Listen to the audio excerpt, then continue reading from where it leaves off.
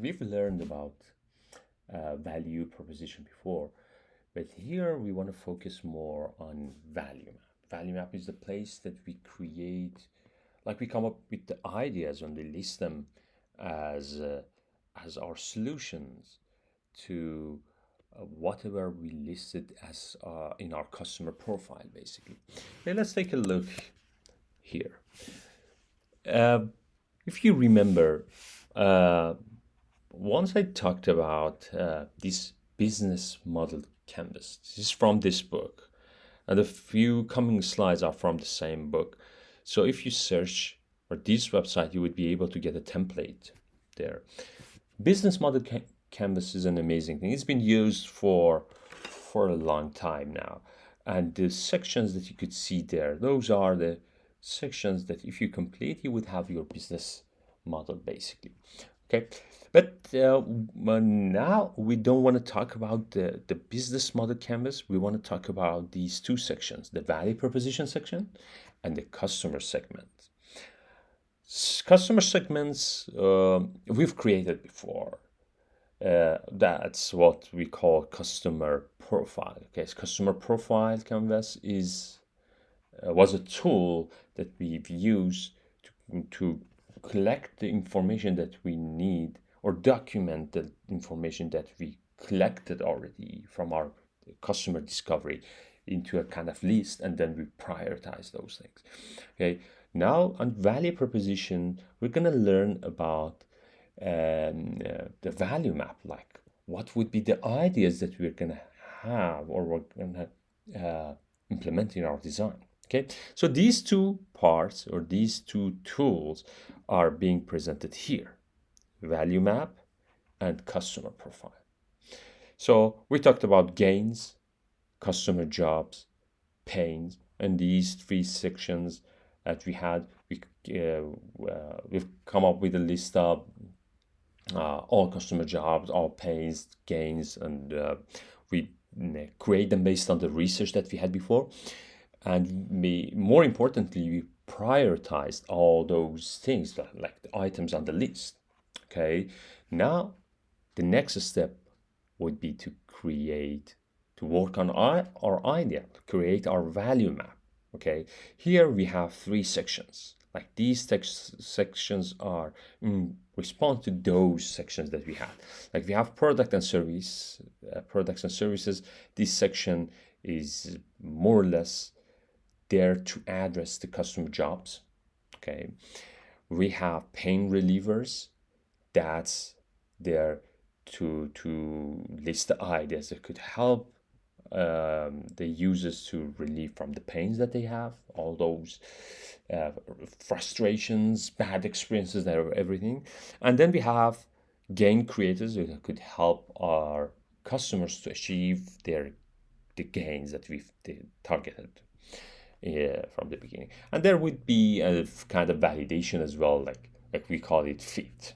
Okay, so let's get into these now one by one. Okay, pain relievers describe how your products and services alleviate customers' pain. Here we have the list of product services and value propositions built around. And then on top we have gain creators, describe how your products and services create customer gains. Okay, so let's start with the products and services. This is simply a list of what we offer.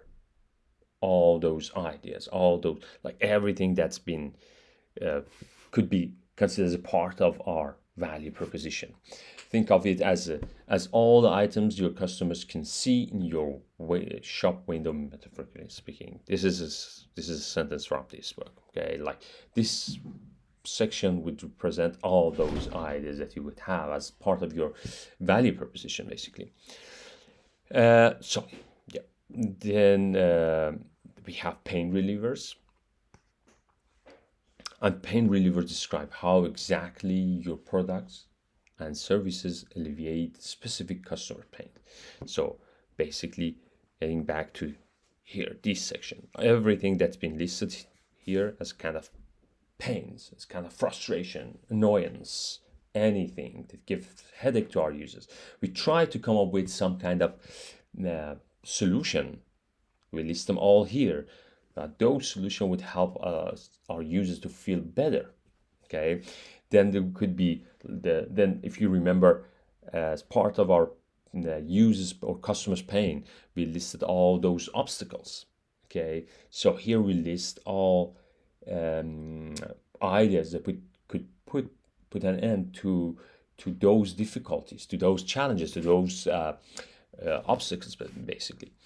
And then we also talked about risks, and when we were listing these customer profile, and these are all ideas that eliminate the risk your customers fear in terms of financial risk, social risk, technical risk, all those different types of risks that we once listed them and prioritized them. Okay, and finally we get to the last part, the gain creators part.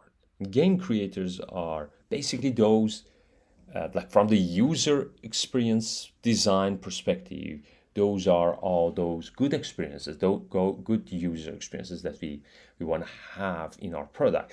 So if you remember, we here in the customer profile we listed everything that's been considered kind of in different categories, like expected gains or required gains. It started from required gains, then expected gains, then desired gains, and unexpected gains. So like different levels of the gains that the users our users are looking for by doing their tasks.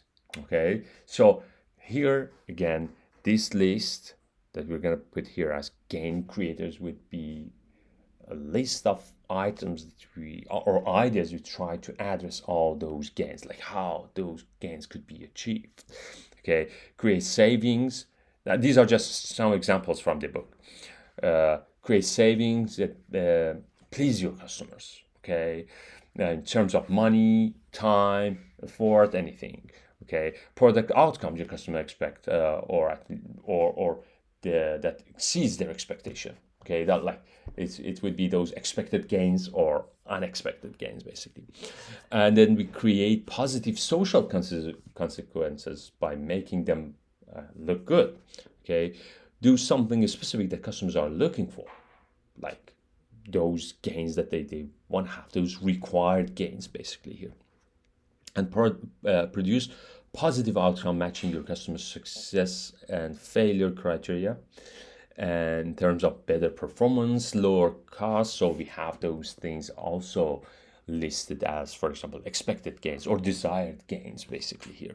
So basically the three sections that we have here, if I get back all these three sections, these are all these are all those lists of ideas. And it doesn't matter if your idea would go here in a product service or pain relievers or gain creators, because these are coming from different sources. But at the end, we need to prioritize them again in order to be able to come up with some kind of project planning that, okay, this is an idea, or this is a list of ideas, products and services or features that we want to have in our product.